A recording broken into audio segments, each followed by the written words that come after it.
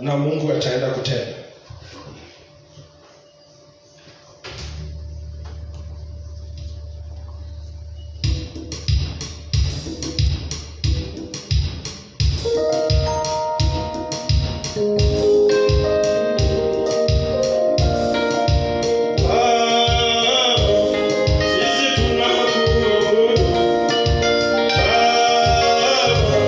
Sisi tunakuabudu, mikono yetu tunayo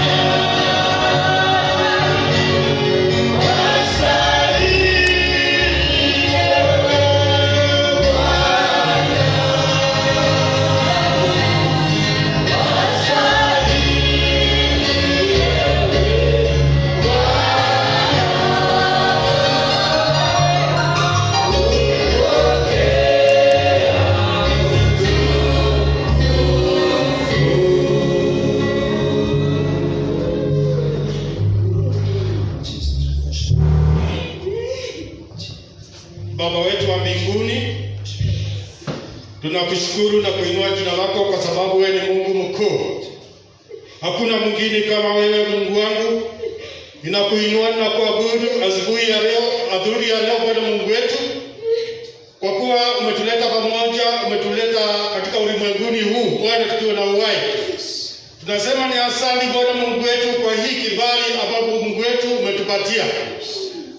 Ni asante Mungu wetu kwa uhai wa bure ambapo na Mungu wetu atulivi kitu kwako. Tunasema ni asante kwa sababu wewe Mungu usipotuweka hai hakuna mwingine anaweza kutuweka hai. Tunasema ni asante kwa yote Bwana Mungu wetu umetufanyia adhuhuri ya leo.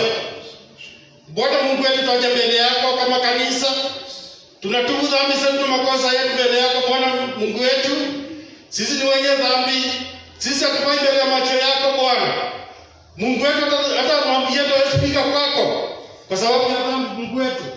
Tunakuomba katika jina la Yesu Kristo, ukapate kutusamehe dhambi zetu, ukapate kututakaza na damu ya Yesu Kristo iliyomwagika msalabani Bwana. Tunakuomba Mungu wetu katika jina la Yesu Kristo, tunapoendelea na hii ibada ya leo Bwana Mungu wetu, tunaomba uongozi wako, tunaomba uwepo wako Mungu, ukapate kuanza nasi Bwana na kuendelea na sisi Bwana. Wacha Bwana Mungu wetu usituachilie, bali utembee na sisi katika hii ibada Bwana Mungu wetu. Tunakukaribisha katika mahali hapa Bwana Mungu wetu. Tunakukaribisha katika roho zetu Bwana. Tunakukaribisha katika jambo lolote tunalo kutenda mahali hapa Bwana Mungu wetu. Iwe imekubalika na wewe Bwana Mungu wetu. Enda katuongoze Bwana Mungu wetu. Na kabidhi kila ratiba yetu mkononi mwako Bwana. Enda katubarikie Mungu wetu. Mungu wetu, tunaomba kwa sababu ya nchi yetu ya Kenya Bwana Mungu wetu. Kwa hii Bwana Mungu wetu, ugonjwa ambao imekuwa Kenya Bwana Mungu wetu na ulimwenguni. Mungu wetu, tunakuomba kama kanisa ukaweza kutusaidia Bwana Mungu wetu, ukaweza kulinda kila mmoja wetu Bwana Mungu wetu. Naomba baraka zako Bwana Mungu wetu sikaweza kuandamana na watu wako Bwana Mungu wetu. Ninawaombea watu ambao Bwana Mungu wetu wako hospitalini Bwana, wajisikii vizuri, hata wengine tuko wako katikati yetu. Ninawaombea Bwana uponyaji utokao kwako Bwana, ukapate kuwaponya katika jina la Yesu Kristo, ukawatie nguvu, ukawapatie nguvu mpya Bwana Mungu wetu. Ndipo Bwana Mungu wetu wakaweza kukutukuza na kuinua jina lako Bwana Mungu wetu. Na mkemea shetani wa ugonjwa katika jina la Yesu Kristo, ambaye ananyima watu wako raha Mungu wetu, inanyima watu wako hata Mungu wetu amani. Naomba katika jina la Yesu Kristo akapate kushindwa. Yesu, tawala katika miili yetu, tawala katika miili ya kila mmoja wetu Bwana Mungu wetu, na ukatupatie nguvu mpya Bwana Mungu wetu. Asante Mungu wetu kwa kanisa, na ileta mkononi mwako Bwana. Hii kanisa yetu ya kanisa ya Basi Bwana, tunakuhitaji Bwana. Tunakuhitaji katika kila jambo. Tunakuhitaji katika miradi yetu Bwana Mungu wetu. Tunakuhitaji katika upande wa fedha Bwana Mungu wetu. Simama na hili kanisa Bwana. Simama na viongozi wetu Bwana Mungu wetu ambao umeteua katika kanisa hili. Tukianza na Reverend Pastor Kimina, tukianza na Bwana Mtina mkononi mwako Bwana. Bwana upate kuwaongoza na kuwatia nguvu sitokazo kwako Bwana Mungu wetu. Tunawazee wa kanisa Bwana pia nawaombea. Yesu Mwana wa Mungu ukaweze kuwainua na kuwatia hekima na unyenyekevu mwingi kwa ajili ya kazi yako Bwana. Asante Bwana Mungu wetu kwa sababu tunaenda kutenda vizuri sana na hao viongozi ambao umetupea. Asante Bwana Mungu wetu kwa wale ambao wako nyumbani hawakuweza kuhudhuria Bwana, katika jina la Yesu Kristo na wakabidhi mkononi mwako Bwana. Wacha Bwana wapate kuwa pamoja na wao, kwa sababu tunajua kwamba Mungu uko kila mahali. Bwana ni asante kwa kuwa wewe ni Mungu, utaendelea kutenda kama Mungu. Tuna vikundi ambazo ni za kanisa hili pia nasiombea kwako katika jina la Yesu Kristo, pata kusisimamisha pamoja na viongozi wao Bwana Mungu wetu. Asante Mungu wetu kwa miradi yote ambao Bwana Mungu wetu tulikuwa tumeweka kufanya kazi mwaka huu. Bwana nimesimama kwa sababu hii shida ambayo imetokea. Yesu Mwana wa Mungu, tunaomba Mungu wetu utusaidie kama kanisa Bwana, tunakulilia. Wakati Bwana Mungu wetu kuna wale ambao wamewacha na watu wao wapendwa wao Bwana Mungu wangu, na waombea kwako watie nguvu katika jina la Yesu Kristo. Wewe ndiye mfariji wa ukweli, na kuomba kwa bariki katika jina la Yesu Kristo na kuwatia nguvu kusimama na wao Bwana. Ni asante kwa sababu tena kutenda kwa Mungu. Wakati huu Bwana Mungu wangu, hata mtumishi wako anataka kusimama kwa ajili ya kuleta neno lako Bwana. Na muweke mkononi mwako Bwana. Anapoenda kusimama Mungu wetu, enda kumtie nguvu, ndio kumtie maneno, ndio kumpatia Roho wako Mtakatifu. Akanena kutoka kwako Bwana Mungu wetu, ndipo kanisa liweze kubarikiwa. Mungu wangu, tembea nasi. Na tunapo mwisho, tutakushukuru na kuinua jina lako Bwana. Kaa nasi Mungu wetu na tubariki. Usituache kama, bali tembea nasi kama kanisa. Tunakuhitaji hata katika nyumba zetu Bwana. Enda Bwana kasimame na manyumba zetu Bwana Mungu wetu. Ndio tusimamishe hata watoto wetu Bwana Mungu wetu. Bwana kawasimamishe katika jina la Yesu Kristo. Tunaomba ulinzi wako Bwana ukapate kutukua pamoja na sisi wote. Kaa nasi na tubariki, na ni katika jina la Yesu Kristo ninaomba na kuamini. Amen. Baba wetu wa mbinguni, jina lako litukuzwe. Ufalme wako na uje. Mapenzi yako yatendeke juu ya nchi kama yatendeka juu mbinguni. Utupe leo nisikie kwa kutosha. Tusamehe makosa yetu kama nasi tuwasamehe watukosea. Usituingize majaribuni, bali tuokoe na ule mwovu. Kwa sababu kwa ule wako na nguvu na utukufu. Amen.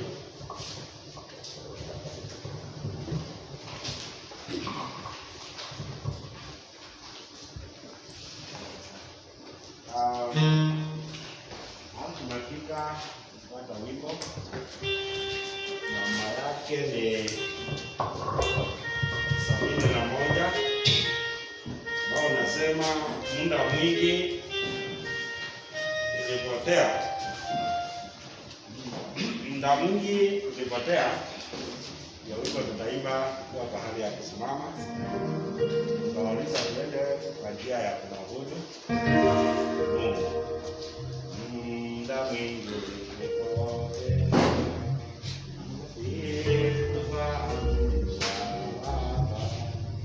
Okay, tuanze pamoja. Muda mwingi nilipotea.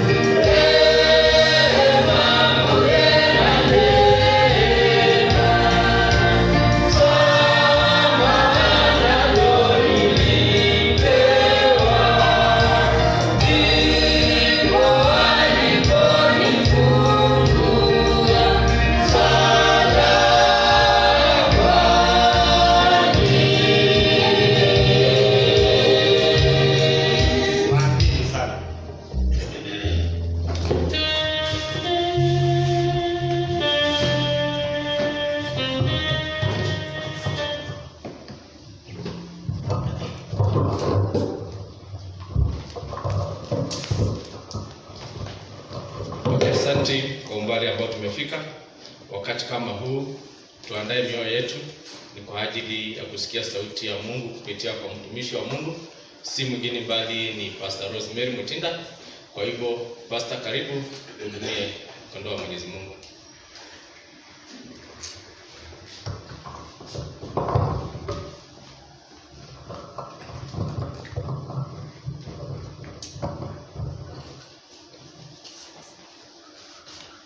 Bwana Yesu asifiwe.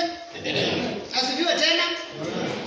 Nataka kukaribisha kila mmoja katika ibada ya leo ambao ni third service. Mungu ametujalia, Mungu ametuongoza. Na sasa tumefika kilele, ama ni kilele? Kilele ama the last service. Nataka kukaribisha uwepo wa Mungu katika pahala hapa. Nikisema karibuni na karibuni na karibuni. Niko na furaha sana nikiona nyinyi, ni kwa sababu hiyo miezi yote tangu corona akuje tulikuwa tunaambia hizo deaths, Bwana Yesu asifiwe. Lakini nataka kufurahi na kusema ni asante, ni kwa sababu we are talking to people, not deaths again. Hivyo basi ni jambo la kusema ni asante. Mungu atubariki, Mungu atuwezeshe na akatutie nguvu za kiajabu. Siku ya leo tulikuwa tunasoma, ni kwa sababu tumesoma na tumesoma. Tulikuwa tunasoma kitabu cha Jona. Nataka kukaribisha kila mmoja tukafungue katika kitabu cha Jona. Jona chapter number 3 verses 3 up to 10. Karibu kila mmoja. Karibu kila mmoja. Kwa majina nimesema ni Rosemary Mutinda. Sema karibu sana kwa ajili ya ibada hii. Nipatie excuse kidogo.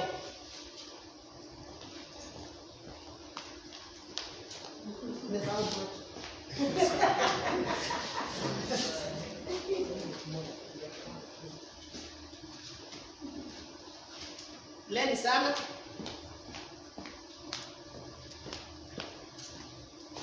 Poleni sana. Nisahau macho, lazima niongezee macho zingine. Tunasema our theme ni a call to repentance, ama mwito wa kutubu. Na nasema karibuni, na nimetaka kurudia tuende katika kitabu cha Jona. Nimesema Jona iko mbele ya Obadia. Najua wengi wetu hatusomi vitabu zingine kama hiyo. So let us go to Jonah chapter number 3 from verses 3 to 10. Taomba msamahani kwa sababu nitatumia lugha ya Kimombo. Nitaanza verse 3, sitaanza verse 1. And I start. Jonah arose and went to Nineveh according to the word of the Lord. Now Nineveh was an exceedingly great city, a 3-day journey in extent. 4. And Jonah began to enter the city on the first day's walk. Then he cried out and said, Yet 40 days and Nineveh shall be overthrown. 5. So the people of Nineveh believed God, proclaimed a fast, and put on sackcloth, from the greatest to the least of them. Verse 6. Then word came to the king of Nineveh, and he arose from his throne, and laid aside his robe, covered himself with sackcloth, and sat in ashes. Verse 7. And he caused it to be proclaimed and published throughout Nineveh by the decree of the king and his nobles, saying, Let neither man nor beast, herd nor flock taste anything. Do not let them eat or drink water. Verse 8. But let man and beast be covered with sackcloth and cry mightily to God. Yes, let everyone turn from his evil way and from the violence that is in his hands. Verse 9. Who can tell if God will turn and relent and turn away from his fierce anger so that we may not perish? 10 and the last one. Then God saw their works Then God saw their works, that they turned from their evil way, and God relented from the disaster that he had said he would not bring upon them, and he did not do it. Bwana Yesu asifiwe. Tuombe pamoja. Mtakatifu, mtakatifu ni wewe Mungu wa Israeli. Tunasema ni asante mara tena. Unasema tusichoke kukuomba, tukuombe asubuhi, tukuombe mchana na pia tukuombe jioni. Na ndio jioni njema ili tunakuinamia na kukushukuru ni kwa sababu hakuna mwingine kama wewe. Asante kwa ajili ya neno lako ambao tumesoma. Baba, ninaomba ukanitumie kama chombo cha kuipasa na kuileta mbele ya watumishi wako. Na zaidi Baba, unatuambia tusiwe watu wa kujua neno, tusiwe watu wa kulisikiza, bali tu watendaji wa neno. Tuongoze na utujali ipasavyo mapenzi yako. Nitumie kama chombo kitaifu nifanye kupasa sauti yako. Niongoze katika kila hali. Wapo kuna jambo tunaweza kuwa tumeenda kando na mapenzi yako. Baba, tusamee ndio kaweze kusikia maombi yetu, na zaidi tukaweze kusikia mahusia yako. Tuwezeshe na ututie nguvu. Mapenzi yako yakatendeke. Kwa Yesu Kristo nimeomba na hata nimeamini. Okay, nataka kusema timu yetu nimesema our team, a call to repentance, ama mwito wa kutubu. Ninaamini wengi wetu tunaelewa mambo ya Jona.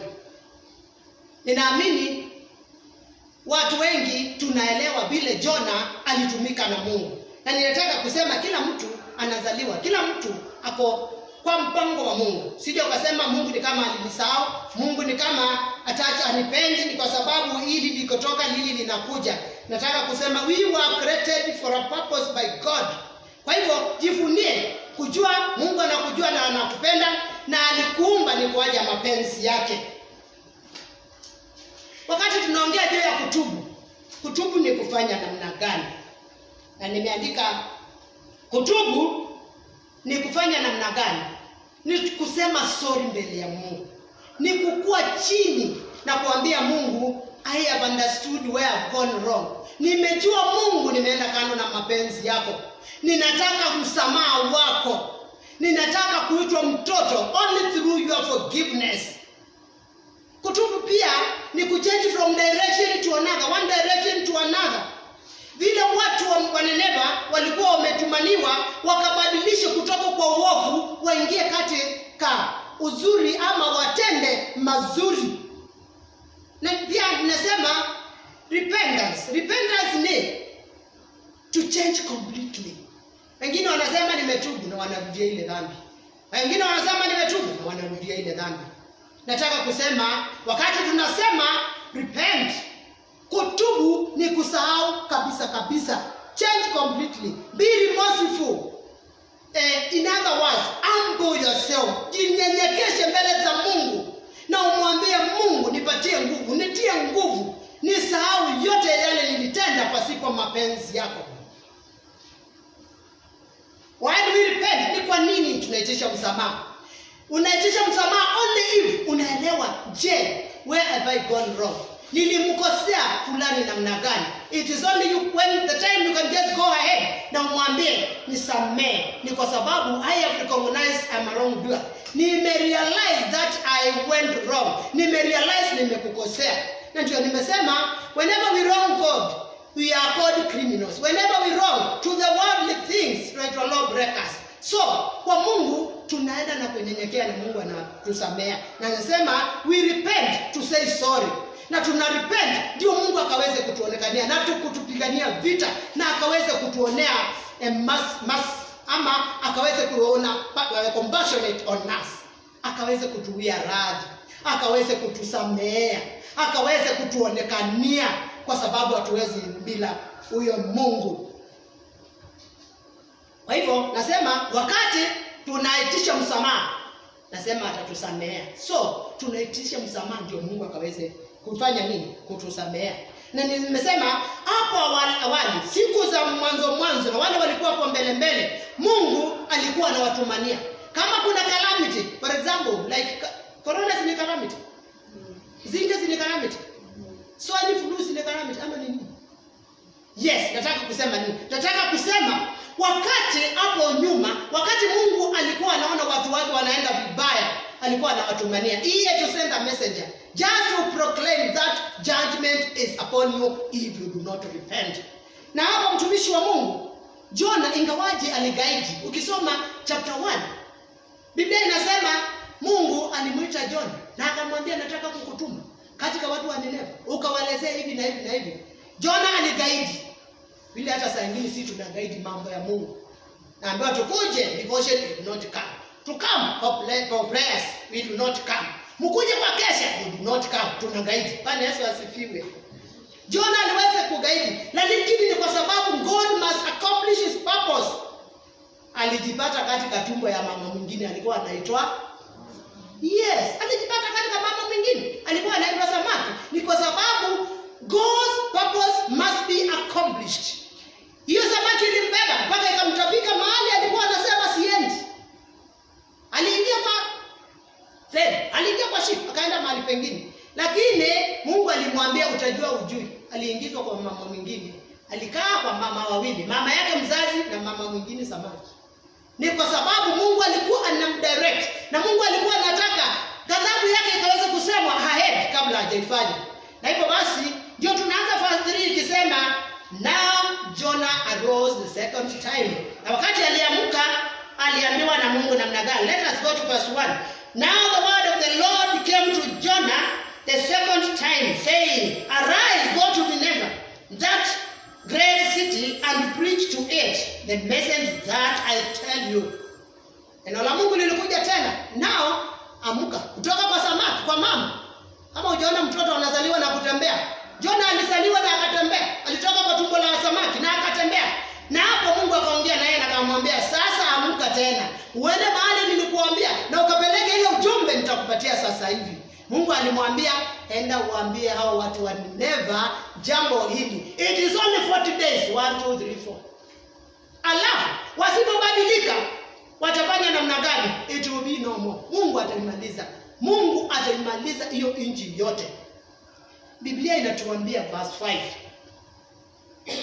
Verse 5 inasema, so the people of Nineveh believed God, proclaimed a fast. Bwana Yesu asifiwe. Hao watu wakati walisikia jambo kama hiyo, they trembled, they feared. Bwana Yesu asifiwe. Na ndio Biblia inasema namna gani? Biblia inatuelezea Psalms 2:11. We need to serve God with fear and trembling. Many other times even we do not tremble. Many other times we do not even fear. Tukiingia katika nyumba la Mungu we do not fear. Tunaingia na a lot of kelele. Tunaingia with a lot of disorder na behavior mbaya. Ile ipendezi Mungu. Nataka kukuambia wakati watu wa Nineve walisikia it is only just 40 days and you will be no more. Whether umeokoka whether hujaokoka, yeyote mganga na daktari na mapastors nyinyi wote mtaisha. Wakati wasikilisikia kama hivi kama jambo kama hiyo, wote wali believe. They believed. In other words, wengi walikuwa wameokoka, waliokoka so that they may safeguard their city. Jona aliwaelezea bila kuogopa. Alipiga kelele, "Mubadilike, turn from your evil ways." Na kama hamtabadilika within 40 days, your city will be no more. Na hivyo ndio ilifanyika. Na Biblia inasema they declared a fast. Walijitoa ni kwa ajili ya kuomba. Walifast. Na sisi wa Kristo hatujui, hata wengine kuna wengine hawajui fasting ni nini. Wengine hata hawajajua ni lini tunaweza kuacha mkate. Ni lini ninaweza forsake githeri. No, hiyo la hata si yao. But they are on the way. Tunaenda kwa Yesu, tunaenda kwa Yesu, tunaenda kumuona. But you do not know what fasting is. Na Yesu asifiwe. Biblia inatuelezea kuna mambo mazito na magumu, and not unless we fast and pray then it cannot happen. Na hivyo basi wakati watu wa Nineve walisikia mambo kama they believed na walideclare a fast. Basi sisi inatuelezea namna gani? Inatuambia then word came to the king of Nineveh, and arose from the throne. Even wakati uhuru wao alisikia ati tutaisha, ati hiyo siti yake itaisha na yeye ndio mkubwa, hata yeye mwenyewe alitoa manguo akatupa, akatoa viatu akatupa, akajifunika mangunia, akajipaka machifu. Ni kwa ajili ya kuonyesha unyenyekevu, ni kwa ajili ya kunyenyekea kwa Mungu, to show genuine repentance. Kuambia Mungu namna gani? Mungu tusamee, tutabadilika, hatutarudi kufanya vile tulikuwa tunafanya. Kwa sababu umetutumania na tumeweza kupata ujumbe, tulibadilika. The Bible says, wakati huo mfalme alikia mambo kama haya, alideclare, agree that mama, baba, mtoto, mwanarika, hata mtoto mdogo, kila mtu avalishwe nini? Avalishwe mangunia. Ndio wakaweza kunyenyekea, ndio wakaonyesha unyenyekevu mwingi mbele za Mungu, ndio wakaweza kuambia at least Mungu tusamehe. Tunajua, tumejua, tumeelewa, hatukupendezi kwa hili na lile. Na hivyo basi tuko mbele zako Baba, utusamehe. Na hivyo basi ona hata mfalme alisema namna gani? Ni verse 8. It is not tuna verse 7. And he caused it to be proclaimed and published throughout Nineveh by the decree of the king and his nobles, saying, let neither man nor beast. Bwana Yesu asifiwe. Hiyo si ilikuwa kali. Baba, mama, watoto, wanarika, ng'ombe, mbuzi, kondoo, kuku wasikule. Bwana Yesu asifiwe. Ilikuwa serious namna gani? That is how we need to repent on a serious note, genuinely, humbling before the Lord. Kuku hazikukula, ng'ombe hazikufunguliwa, mbuzi hazikufunguliwa, kondoo hazikukula siku hiyo, hata punda hawakukula. Waweze kupatia Mungu heshima za kwanza, ndio angalau Mungu akaweze kuonekania, ndio angalau Mungu asiwaharibu. Na hivyo basi tunaona, but let a man, beast, be covered with sackcloth. Hata wanyama anaweza asifiwe, wafunikwe na mangunia, watolewe manguo zao za kuvaa. Usivae nguo mzuri, punda zifunikwe, ng'ombe zifunikwe, kuonyesha kila kitu we are down to earth because of our God. And God who never changes, and God who is never mocked. Na wakati anasema I will do, he does it. Bwana Yesu asifiwe. Ni Mungu tunahitaji kunyenyekea kiasi gani? Mungu anasema nitaharibu na ataharibu. Lakini if only you can take measure, just the way muna take measure, Mungu atamuta mbele. Bwana Yesu asifiwe. Kila mtu anavaa kitu, na tunanao mkono. Nataka kusema not unless we take measures, not unless we take precautions, then Mungu atatuharibu. Na Biblia inasema verse 10, wakati waliamini Mungu aliwaonekania na akasema sitaleta tena hiyo calamity. Nimewasave, nimewasamea. Just continue normal. Hata zingine nyingi zile labda I would have brought, sitaleta. Bwana Yesu asifiwe. And maybe sisi tunajiuliza, sisi si kama watu wa Nineveh. Sisi hatujafikia kiwango ya kutumiwa messenger. Nataka kukuambia zile dhambi walikuwa wanafanya ni zile tunasema. Na nataka tusome verse 9 kidogo. But let man and beast be covered with sackcloth and cry mightily to God. Yes, let everyone turn from evil way and from the violence that is in his hands. Bwana Yesu asifiwe. Wengine wanasema dhambi zetu hazijafikia mwisho tukaweza kutumaniwa. Biblia inasema kila mtu aliambiwa you need to cry mightily to your God and turn away from your evil. Turn away from your wicked ways. Turn away from kuongea uongo. Turn away from kujifanya. Take out your pretense. Wacheni tukuje mbele za Mungu na kujitoa. Wacha pretense. Tunasema tunapenda Mungu lakini tunachukiana. Na Biblia inatuuliza, je, unaweza kusema unapenda Mungu jamuone? Na yule rafiki yako anaweza kukupatia kaunga wakati kama huu. Unataka kumuona, ukimwona anataka kutapika. That is total pretense. Mungu atupiganie, Mungu atupatie kumuogopa na kurepent, and this is the right time. Tunasema labda Kenya hatujafika hapo. Nataka tuongee juu ya dhambi kali. Only two and then we close the chapter. Bwana Yesu asifiwe. Are we together? Nimesema Psalms 2:11 ninasema namna gani? Serve God with what? Fear. And rejoice in his degrees with a lot of trembling. Nataka kusema nini? First point, God is not given first priority. Even in our country, Kenya. Why do I say like this? The government and the healthy people have taken the position of God. Na wameanza kutawala church. Na wameanza kutawala watu wa Mungu. Watu wa Mungu miaka kiasi fulani, we are not supposed to come to worship our God. Katika nchi ya Nineva, watu walikuwa wameambiwa even kondoo, even ng'ombe, even punda, watoto wadogo, wanarika, wazee, wamama, wote kwa pamoja wakae na wajifunike mangunia wakaweze kumlilia huyo Mungu. Ni kwa sababu dhambi zao zimezidi. Dhambi zetu Kenya zimezidi. And might be ndio kila mtu anajua. Na ukisikia wazee, ukisikia wanarika, ukisikia wamama wakiongea wanasema Mungu afurahi. Kenya tumezidi. Wana Kenya hatufurahishi Mungu. Na kama wewe unajua what wrong you are doing, na kama mimi ninajua ile kitu nafanya, Kenya yetu isipendelee Mungu. Na kama watoto wetu wanaelewa what they are doing that does not please God, then this is the time to turn around. This is the time to get out of our evil ways. Get out from our violence that is in our hands. Ndio nasema Mungu apewi kipaumbele.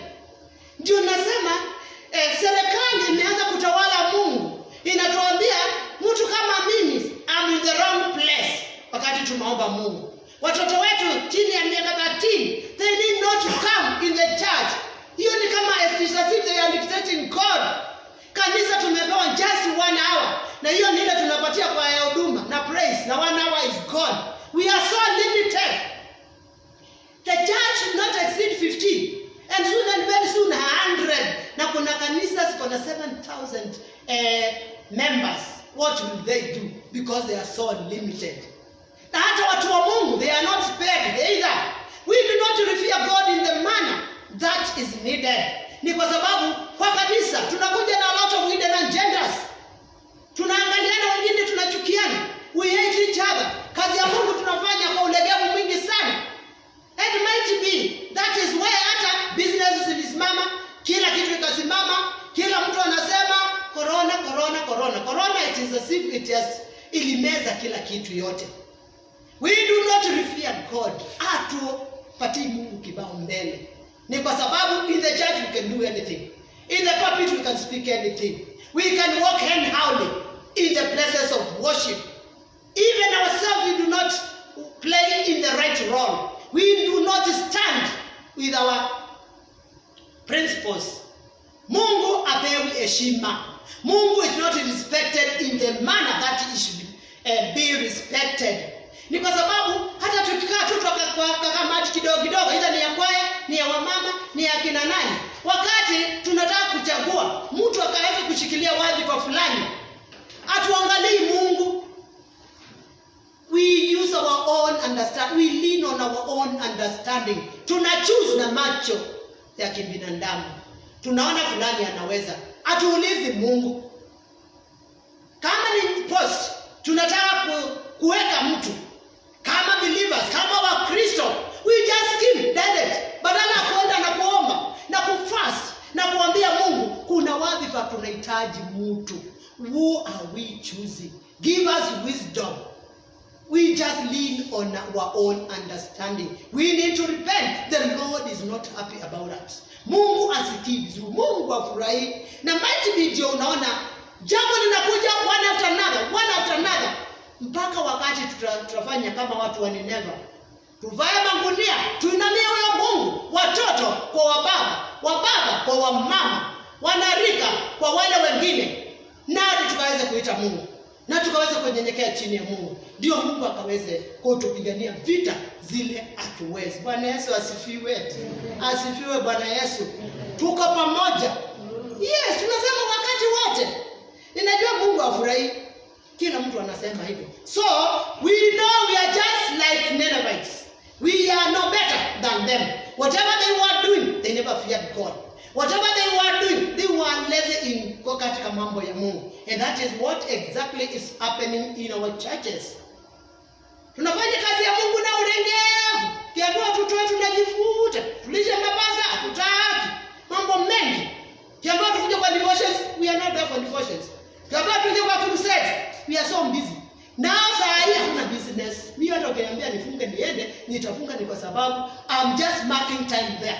There's no money. Bwana Yesu asifiwe. Kwa hivyo anasema we do not give God the first chance. Atupatii Mungu kuwa yeye ni Mungu. Na ndio unaona mambo yatatupata. Mambo yatatuzingira only if we repent. Bwana Yesu asifiwe. Watu wanaongea against each other. Watu wanachukiana. Kazi ya Mungu inatushinda. Kuingia hata kwa madhabahu, tunaingia kwa madhabahu vile tunataka. Bwana Yesu atupiganie vita na atuwezeshe tukaweze kuona we need to repent. Tunahitaji kunyenyekea. Tunahitaji kuambia Mungu we are very sorry, we regret. Mungu tusamee. Mungu tuchukue tena. Tuchukue another form. Ni kwa sababu tumezidi kama watu wa Nineva. Yesu asifiwe. Jambo la pili, ni nani anajua? Ni nani alijua? Kama class moja ingesoma 2 years. This is what will happen. Ni kwa sababu might be ya wickedness yako na might be my wickedness. Kwa hivyo there's a great deal for us. There's a big chance for us to repent. Tunahitaji kurepent. Watu wa Nineva waliweza kurepent. Wakati wa repent Mungu aliwasikia. Ni nani alijua? The school girls, the children, we are so tunatia bidii kwa ajili ya kutafutia school fees. They are young mothers. Bwana Yesu asifiwe. Soon and very soon we shall count many corona children. Ni kwa sababu do not fear God. Bwana Yesu asifiwe. Tunahitaji kukuja, tunahitaji kujua something has gone wrong. Kuna kitu haiendelee mzuri. Tunahitaji kumlilia Mungu. Kama kanisa tunahitaji kulilia Mungu. Kama nation tunahitaji, kama familia, kama wazee, kama wamama, kama watoto tunahitaji kulilia Mungu. Bwana Yesu asifiwe. The second point ni immorality. Hiyo nataka kusema nini? Nataka kusema hii ni dhambi ambayo ilifanya Mungu akaweza kuwapiga Sodoma na Gomora. Ni kwa sababu that was the talk of the day. All the time man to woman. All the time man to a girl. All the time men with their young kids. Bwana Yesu asifiwe. Bwana Yesu asifiwe. Hata wengine brothers wanazaa na sisters zao. Ni ajabu kiasi gani? Ni ajabu kiasi gani? Immorality imezidi. Imeenea kiasi ya kwamba Mungu anahitaji kuitwa. Mungu anahitaji kuitwa Mungu. Mungu anatakiwa kupewa his place kama Mungu. Na to kneel down as believers, to kneel down as Christians, to kneel down as families, tuite huyo Mungu. Ni kwa sababu things are going beyond control. Sodoma na Gomora walikuwa wamezidi katika mambo kama haya. Walifanya namna gani? Malaika waliingia katika nyumba ya Lutu. Na hao wanaume walisema nini? Walikusanyika kwa mlango wanasema tufunguliwe tulale na hao wanaume. Bwana Yesu asifiwe. Ni kukasirika kiasi gani? Ni balaa kiasi gani? Kama hata watoto wa mwanadamu wanataka kulala na watoto wa Mungu, sitakuwa ni ghadhabu kubwa kwa Mungu. Mpaka hao wanaume walifanya namna gani? Mungu aliwapiga na blindness. Hayo wako na hiyo mlango. Na zaidi Sodoma na Gomora ilichomwa. Ni kwa sababu ya shida kama hiyo. Na ndio nasema watoto wetu waliingia katika immorality. Hawaendi masomo tena. Hata wakiwa huko wakicheza ni kuangalia their smartphones all the time. Na kufanya namna gani? Making friends, networking all the time. Tutamiti wapi, tumiti saa ngapi, utanibaia nini? Unaona na mambo kama hayo. Wamama, wasichana wadogo, wasichana wa rika, hatuna mahali ya kutembelelea usiku ni kwa ajili ya hao wazee au mababa. Mungu alileta. Ni kwa sababu ya immorality. Tunaogopa kama ukishtukia saa moja tumefika, unashtuka ni kama ni kama mtu amekushtua. Na hakuna mtu amekushtua. Ni kwa sababu ya uharibifu. Ni kwa sababu ya immorality ile iko Kenya hii. Wababa wanaenda mpaka tuna watoto wao. ni hasira kiasi gani, tunahitaji kuinamia huyo Mungu, tunahitaji kuita huyo Mungu, tunahitaji kunini na kuambia Mungu tusamee. Nani anayejua mambo yatuliharibika namna hii? Watu tulikuwa tunaenda kwa kazi, hakuna kazi. Wale watu wengine tulikuwa tunalipa pesa mzuri, no more payment. Wengine walikuwa ni employers, nao wanatafuta job waandike wakuwe employees. Itakuwa ni kukasirika kiasi gani? Imezidi, imeenda kombo. Mambo imeharibika. Hivyo tunahitaji kuambia Mungu atusamee. Tunahitaji kuita huyo Mungu. Tunahitaji kuambia Mungu tunaamini mambo yameharibika. Kanisa asiendi. Hakuna kufanya mambo mazuri, hakuna fedha wapi. Businesses nasema hakuna mtu angejua. Saa hii this is the 5th month. Hatujapata ndururu. Wale wanauza uniform kama mimi, sijauza hata one shirt. Si tunahitaji kurepent jamani. Si tunahitaji kuita Mungu. Si tunahitaji kuomba Mungu bila kurudi nyuma. Tunahitaji kuvaa mangunia kama watu wa Nineva kama inawezekana. Ni kwa sababu hata kama hatujatumiwa mtu, we have realized, tunajua, na kila mtu, kwa watoto, kwa mama, wazee, kwa baba, wanasema Mungu is not happy. God is not happy with Kenya. Angalia vile mambo yako. We need to repent. The slogan is to repent. There is nothing else. Kwa hivyo tujue Mungu anatuhitaji, Mungu anahitaji tukaweze kuitisha msamaha. Na anasema mimi ni mwingi wa rehema. Wakati mna repent, mkiungama tu dhambi zenu, nitawasamehe, nitawaosha kutokana na udhalimu wote. Ni Mungu wa neema. Luke 6:46 inatuuliza. Biblia inauliza, kwa nini mnaniita Mungu Mungu na yet you do not do what I say? Kwa nini mnataa yote mnasema sisi ni Wakristo kutoka AIC Kayole, mimi ni mwanakwaya, mimi ni kwaya masa wa kutoka AIC Kayole. Saa ingine mitandao ukiangalia unaona kwaya kutoka. Kwa nini tunaita Mungu? And then we do not do what God says. Tunahitaji kubadilika jamani. Tunahitaji kuita huyo Mungu. Tunahitaji kusimama na huyo Mungu na atatusamea. Let us read verse 10 and the last one. Biblia inasema, who can tell it? Verse 10, sorry. Then God saw their works, that they turned from their evil ways, and God relented from the disaster that he had said he would bring upon them, and he did not. Bwana Yesu asifiwe. Munajua wakati tutaitisha msamaha, wakati tutaturn from our evil ways, wakati tutatengeneza maneno yetu, wakati tutafanyia huyo Mungu kazi na njia za ajabu na njia za kweli, wakati tutakosa kuchukiana, nataka kukuambia Biblia inasema Mungu atatusamehe. Na ile mambo alikuwa anasema atatufanyia, alikuwa anafikiria kutufanyia, atatufanyia. Even he will stop the current, the present calamity, corona. Na nataka kukuambia hata zile zingine ziko karibu kukuja, Mungu atazileta, atazisimamisha. Ni kwa sababu yeye ni Mungu. Wakati anatusamea, he forgets. Ndio tunaambiwa Matthew 6:33, seek ye first the kingdom of God and the rest will be added unto us. Kwa hivyo tutegemee huyo Mungu, tuitishe msamaha. Ni kwa sababu ukijipata uko kando, what you supposed to do ni kuambia Mungu nisamehe. Na akikusamea anasahau na anakuosha kutokana na udhalimu wote. And then we start afresh.